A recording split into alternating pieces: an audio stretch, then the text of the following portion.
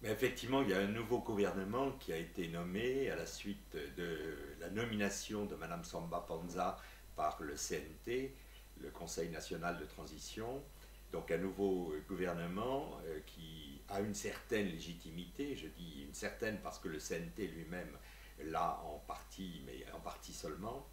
La question qui se pose, c'est que le gouvernement est complètement débordé par l'ensemble des défis, qui sont à la fois des défis d'un système économique qui ne fonctionne plus, qui sont le défi d'une administration qui n'est pas payée. Aujourd'hui, les fonctionnaires sont payés par le Congo et encore pas complètement. Le défi d'un pays qui ne contrôle pas ses frontières et le défi évidemment prioritaire d'une insécurité et d'un engrenage de la violence, voire de nettoyage ethnique.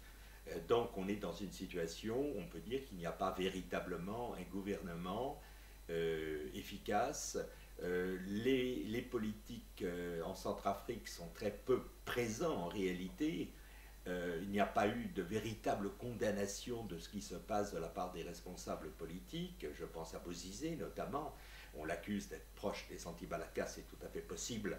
Mais de toute façon, même s'il n'était pas proche des anti-Balaka, il est évident qu'il aurait dû s'exprimer pour arrêter la violence et il ne l'a pas fait. C'est pareil pour Jotodia. Donc le gouvernement est quand même dépassé. Et Madame Samba Panza est aujourd'hui en France auprès de François Hollande et elle sera demain à Bruxelles pour défendre la cause de la Centrafrique, mais ses cris sont assez désespérés, ce qui veut dire qu'elle n'a pas totalement confiance dans son gouvernement. La situation est absolument dramatique. Elle est absolument dramatique. Vous avez à la fois évidemment le problème des réfugiés, des déplacés et des regroupements dans des camps de réfugiés, notamment près de l'aéroport de Bangui, puisque c'est là où l'armée française au départ était présente et assurait la sécurité de ceux qui étaient victimes de la violence. Mais vous avez actuellement une violence qui s'est répartie dans l'ensemble du territoire, étant entendu que globalement les ex-Séléka sont plutôt dans la partie est de la Centrafrique, alors que les anti-Balaka sont plutôt dans la partie ouest. Il y a des problèmes majeurs en termes évidemment d'approvisionnement de l'aide alimentaire et d'insécurité. Les différentes ONG ont énormément de mal à être présentes sur le terrain en dehors de Bangui.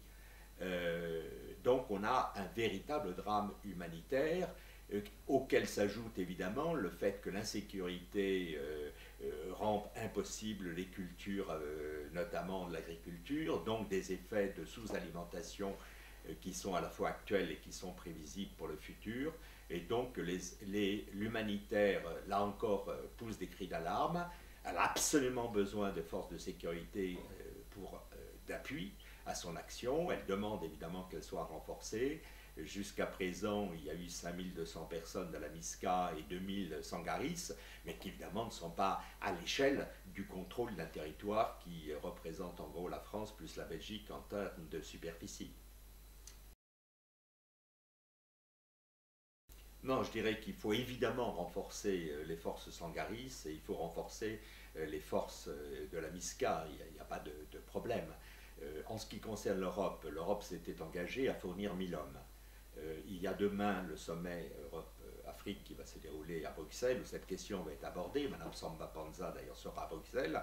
Et donc il est certain que l'Europe va débloquer, on va dire, 500 hommes sur les 1000 qui avaient été engagés, et vraisemblablement dans un délai pas trop long. Mais il faut savoir que ce ne sont que les tout petits États européens qui vont fournir des troupes. Les grands États se sont opposés à intervenir en Centrafrique, ne voulant pas rentrer dans ce qu'ils appellent le bourbier centrafricain. Donc, il y aura un appui européen, mais évidemment qui sera très léger et qui ne va pas suffire. Il y aura d'autre part en septembre des casques bleus, récemment 10 000 à 12 000 hommes, et les forces de la MISCA vont être réintégrées dans les forces des Nations Unies avec le casque bleu. Ça a été très compliqué, mais en gros, le Tchad a quand même accepté, in fine, cette réintégration. Mais il est évident que des forces étrangères ne sont pas à même d'assurer la sécurité parce qu'on est dans des situations de violence, de haine, de guérilla, de menaces de guerre civile, de nettoyage ethnique, et que les armées ne sont pas aptes à assurer l'ordre, d'autant plus qu'elles sont quand même concentrées dans certains lieux, plutôt la région de Bangui, qui est d'ailleurs la région la plus peuplée, mais qu'elles sont quand même complètement absentes de l'ensemble du territoire. Et donc il est évident que la sécurité, elle est assurée globalement au niveau local par des collectivités territoriales, qui n'existent pas, mais il faut reconstituer des polices, en gros, qu'on appellerait en France municipales. Il faut évidemment reconstituer des gendarmes, qui sont des gendarmes centrafricains ou africains éventuellement comme appui premier. Il faut l'équivalent de CRS en zone urbaine. Et donc c'est tout cet appareil sécuritaire qui doit être africanisé et qui doit être repris en main par les hommes politiques et par les responsables centrafricains. C'est ça qui est prioritaire. Et ça ne se fera qu'à la condition qu'à toutes les échelles de la société, la question de la sécurité soit prise en charge.